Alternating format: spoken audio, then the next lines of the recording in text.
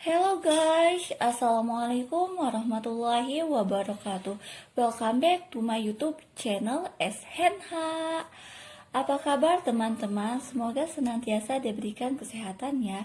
Jangan lupa like, comment, share, and subscribe serta aktifkan notification loncengnya ya agar kalian mendapatkan update terbaru video dari saya. Realisme Aristoteles. Maka dari itu, sebelum mulai presentasi, marilah kita ucapkan basmalah bersama-sama. Bismillahirrahmanirrahim. Kita langsung masuk ke penjelasan pertama mengenai riwayat hidup Aristoteles. Aristoteles ini lahir di Stragia pada semenanjung Kalkidike di Tracia pada tahun 384 sebelum Masehi. Nah, meninggal di Kalkis pada tahun 322 sebelum Masehi. Ayah dari seorang Aristoteles ini, ayahnya ini adalah seorang dokter, Raja Macedonia Mithras yang bernama Mansion. Nah, dari sejak kecil Aristoteles ini mendapatkan perhatian kasih sayangnya secara langsung oleh ayahnya ini. Nah, singkat cerita, setelah itu Aristoteles mendapatkan ilmu yang sangat banyak yang bercumpah ruah, terkhusus ilmu-ilmu yang berkaitan dengan alam. Setelah bertingkat dari kanak-kanak menjadi remaja, nah tibalah usia Aristoteles ini menginjak 18 tahun sehingga oleh ayah Aristoteles disekolahkan di Akademi Plato. Wow ya, Plato gitu. Plato ini setelah begitu secara otomatis Aristoteles belajar kepada Plato mendapatkan bimbingan langsung. Nah, setelah itu mulailah menginjak dewasa, Aristoteles berdedikasi kepada Plato ini mengajar khususnya dalam ilmu logika dan metafisika kurang lebih kira-kira selama 20 tahun. Masya Allah banget ya dedikasinya. Nah, karya terbesar dari Aristoteles ini ada beberapa ya. Yang pertama ada etika, logika, fisika, metafisika. Namun, karya terbesar ini ada 36 karya dan dikerucutkan ke dalam beberapa. Yang pertama ada logika, fisika, metafisika. Oke, slide selanjutnya yaitu mengenai realitas tertinggi. Nah, menurut Plato sendiri, realitas tertinggi adalah apa yang kita pikirkan dengan akal kita. Sedangkan menurut Aristoteles, realitas tertinggi adalah apa yang kita lihat dengan indera mata kita. Nah, mengapa ini bisa berbeda? Karena Plato memiliki aliran idealisme empiris yang bersifat matematis. Sedangkan Aristoteles memiliki realis dan menekankan pada kebenaran ilmiah. Baik, slide ini membahas tentang ontologi dan metafisika Aristoteles. Nah, karena pemikiran Aristoteles yang sistematis sehingga karya-karyanya dikelompokkan ke dalam 8 bagian. Yang pertama ada logika, filsafat alam, psikologi, dan biologi. Yang pertama ada logika, yaitu syllogisme, uraian berkunci yang menarik kesimpulan dari kenyataan, yang artinya kenyataan umum yang khusus untuk menarik kesimpulan. Contohnya, setiap manusia pasti akan mati. Nah, itu disebut logika Aristoteles. Nah, contoh karya dari Aristoteles ini ada Analytica, Fiora, dan Topika, dan lain sebagainya. Yang selanjutnya ada filsafat alam. Filsafat alam ini yaitu bentuk dari keberaturan yang ciptaan untuk menggambarkan hukum alam dan keseimbangan pada alam, yang artinya alam bumi ini merupakan pusat alam semesta. Nah, contoh dari karya ini ada The Galileo, Fisika, dan Meteorologica. Yang selanjutnya ada psikologi, yaitu jiwa, atau kata lainnya soul.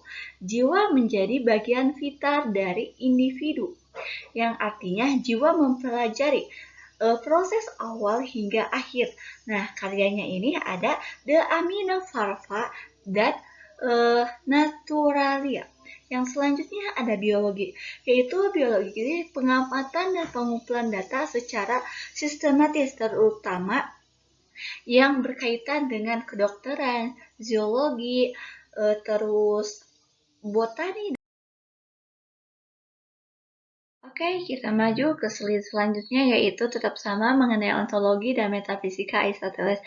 Yang kelima ada metafisika, yang keenam etika, yang ketujuh politik dan ekonomi, yang kedelapan ada retorika dan filtika. Yang pertama ada metafisika, yaitu mempelajari yang apa untuk mencari prinsip fundamental, yaitu memisahkan. Menurut Plato sendiri, yaitu memisahkan ide dengan kenyataan lahir.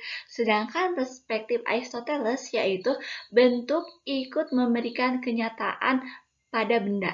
Jadi misalkan menurut Aristoteles, bila tubuh mati, maka jiwa pun akan mati. Sedangkan menurut Aristoteles, jika tubuh mati, maka jiwa itu sifatnya adikodrati, jadi masih ada gitu. Seperti itu. Terus kita itu ke slide selanjutnya, yaitu ada etika. Etika itu hal-hal yang berkenaan dengan perilaku seseorang atau kesusilaan seseorang.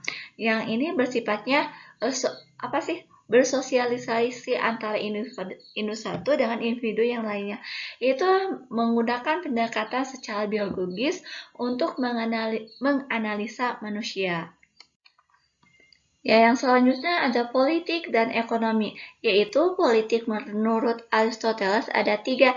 Yang pertama ada monarki, yaitu yang bersifat kerajaan. Yang kedua ada aristokrasi, yang ketiga polisi, yaitu monarki, yaitu raja yang memerintah semua rakyat, yaitu kata lainnya tirani. Sedangkan yang kedua aristokrasi, yaitu beberapa orang yang memerintah untuk semua, itu disebutnya oligarki. Sedangkan yang ketiga ya politasi, yaitu pemerintah untuk semua rakyat, atau kata lainnya demokratis.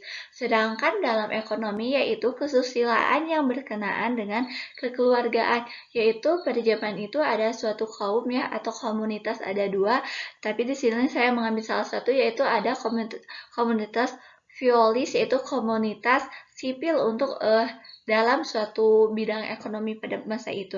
Selanjutnya ada retorika dan poetika, yaitu keindahan menyangkut keseimbangan material yakni ukuran. Retorika yaitu menemukan perspektif dengan objektif. Sedangkan filiotika yaitu kesenian, menekankan pengetahuan dibangun dasar pengamatan dan penglihatan. Jadi diamati dulu terus dicerna oleh penglihatan. Yang selanjutnya ada apa sih? Ada kaum Islam yang sangat antusias dengan pemikiran Aristoteles ini. Jadi orang Islam ini ada 3 ya digolongkan. Yang pertama ada yang sangat antusias, yang kedua rasa gembira, yang ketiga itu kritis atau mengharamkan filsafat ini. Yang pertama itu antusias, yaitu ada Al-Farabi, Ibnu Sina, Al-Kindi itu sangat antusias, yaitu mereka itu menyesuaikan sifat dengan dasar Islam yang mudah. Jadi filsafat pemikiran Aristoteles ini diimplementasikan ke dalam dasar Islam itu seperti apa sih. Nah, yang selanjutnya ada rasa gembira, yaitu tokohnya ada ilmu Hisham Ibnu Hakim dan lain sebagainya, yaitu untuk mempertahankan akidah Islam dari serangan musuh pada saat itu, yaitu ada suatu kaum Yunani gitu. Nah, ini itu berlangsung pada tahun 780 sampai 800 sebelum Masehi. Yang selanjutnya ada pemikiran Islam yang kritis atau mengharamkan filsafat ini karena berbagai alasan, dan itu ada argumen-argumennya yang dikemukakan, seperti Muhyiddin Al-Nawawi pada tahun 1233 sampai 1277 pada masa itu, yaitu beliau itu mengungkapkannya dalam sebuah buku, yaitu yang berjudul Fashilatu Ahlil Iman fi Radi Al-Mantikil Yunani. Jadi ini itu sebuah tolak atau menolak gitu, tapi secara halus oleh lewat buku. Baik, kita maju ke slide selanjutnya, yakni mengenai Aristoteles tidak menyangkal bahwa manusia memiliki akal yang sifatnya bawaan, dan bukan sekadar akal yang masuk ke dalam kesadarannya oleh pendengaran dan penglihatan. Namun justru akal itulah yang merupakan ciri khas yang membedakan manusia yang satu dan makhluk-makhluk yang lainnya. Aristoteles asal dan kesadaran manusia kosong sampai ia mengalami sesuatu. Aristoteles berspektif bahwa manusia tidak ada akal bawaan. Baik, kita berada di slide teori pengetahuan. Nah, menurut Aristoteles, teori pengetahuan ini disimpulkan menjadi dua ya. Ada teori rasional deduktif, yang kedua ada empiris deduktif. Yang pertama itu rasional deduktif, yaitu dari premis. Premis itu apa sih? Premis itu adalah asumsi dua pernyataan yang benar. Jadi, dari asumsi dua pernyataan yang benar dibuat keseimbangan atau kata lainnya konklusi yang berupa pertanyaan ketiga yang mengandung unsur-unsur dalam kedua premis itu atau asumsi itu. Jadi kalau kita artikan, dari asumsi dua pertanyaan yang benar dibuat keseimbangan yang berupa pernyataan ketiga yang mengandung unsur-unsur dari premis yang tadi ya, dari yang kedua asumsi tadi gitu. Seperti itu. Yang kedua ada empiris induktif, yaitu suatu pengamatan indrawi, yaitu meliputi seluruh indrawi itu kan ada 5 ya, meliputi mata, hidung, dan lain sebagainya ya, yang sifatnya partikular. Partikular itu adalah dipakai sebagai basis untuk berabstraksi, menyusun pernyataan-pernyataan yang sifatnya universal. Nah, ini itu pengamatan-pengamatan indrawi yang bersifat seimbang gitu, seimbang. Atau kata lain dari seimbang itu kan partikular yang dipakai sebagai basis untuk berabstraksi, menyusun pernyataan yang berlaku universal. Jadi itu harus ada apa ya, pernyataan-pernyataan dulu yang bersifat sehingga kita itu bisa. Nah, pemikiran Aristoteles ini banyak yang menyatakan bahwa harta karun umat manusia yang berbudaya. Pengaruhnya terasa sampai saat kini. Hal tersebut karena kekuatan sintesis dan konsistensi argumen filsafatnya, dan cara kerjanya yang berpangkal pada pengamatan dan pengumpulan data. Sehingga kira-kira 2000 tahun lamanya sampai sekarang, dari zaman Yunani kuno sampai sekarang, metode ini masih banyak dipergunakan antara dua metode tadi ya, yaitu metode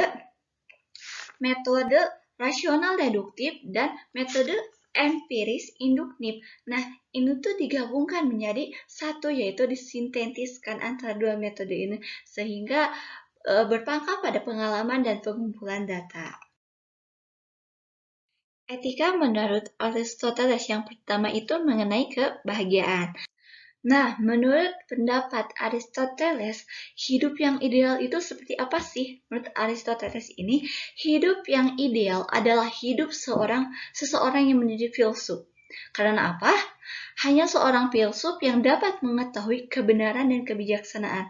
Nah, kalau kita, itu kan perspektif orang ya. Kalau kita berspektif mengenai hidup ideal pada zaman ini seperti apa sih? Pasti kan perspektif orang berbeda-beda. Entah itu mencari kesuksesan, kebahagiaan, ilmu yang banyak, atau membagikan orang, atau apapun itu. Kan hidup yang ideal itu pasti mempunyai perspektifnya masing-masing gitu. Baik, kita langsung ke sesi terakhir, yaitu kesimpulan. Realisme Aristoteles merupakan aliran filsafat yang sudah tua dan masih dijaga dan dipertahankan hingga saat ini. Pionir pertama realisme ini yaitu Aristoteles yang hidup pada zaman Yunani kuno, yakni pada tahun 384 sebelum Masehi dan pada tahun 322 sebelum Masehi. Beliau dikenal sebagai bapak logika dan ahli biologi. Karena apa? Pemikirannya yang sangat empiris yang dipercaya dengan hal-hal yang natural dan real. Mungkin sekian yang saya dapat sampaikan. Mohon maaf bila ada kata dan tutur kata yang kurang berkenan di hati. Dicukupkan sekian. Akhirul kalam. Wassalamualaikum warahmatullahi wabarakatuh.